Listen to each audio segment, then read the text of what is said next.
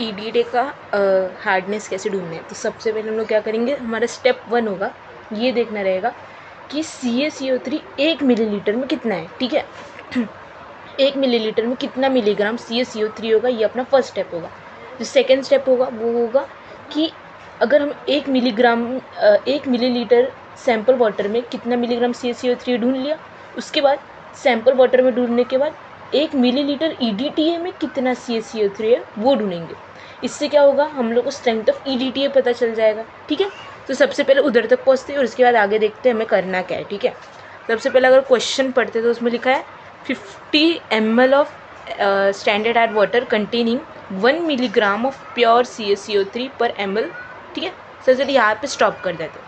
सबसे पहले उन्होंने क्या दिया है, हम लोग को स्टैंडर्ड एड वाटर कितना है वो दिया है, लेकिन हमारा फर्स्ट एम क्या है कि 1 मिलीलीटर में कितना CaCO3 वो ढूंढना है ना।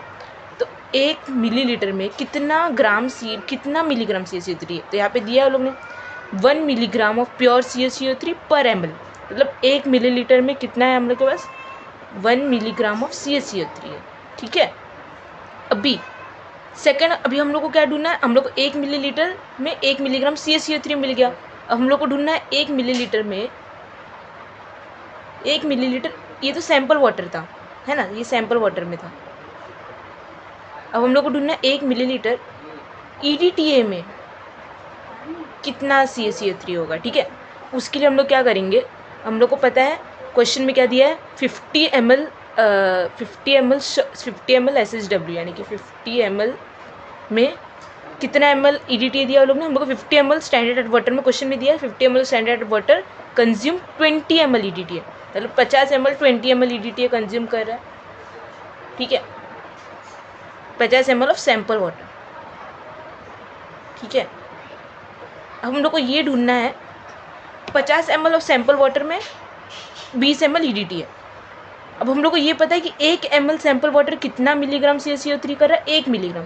तो 50 ml सैम्पल वाटर कितना CaCO3 कंज्यूम करेगा, तो अगर 1 मिलीलीटर 1 मिलीग्राम कर रहा है तो 50 millilitre of sample water 50 milligram CO3 consume करेगा, है ना।